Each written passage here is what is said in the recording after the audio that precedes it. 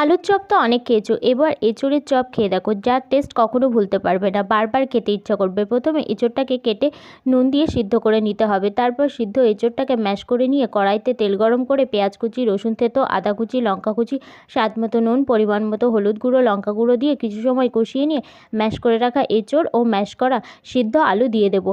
তারপর কিছু সময় রান্না করে নামানোর আগে ভাজা জিরের গুঁড়ো, গোলমরিচ গুঁড়ো, গরম মশলার গুঁড়ো দিয়ে মিশিয়ে নেব।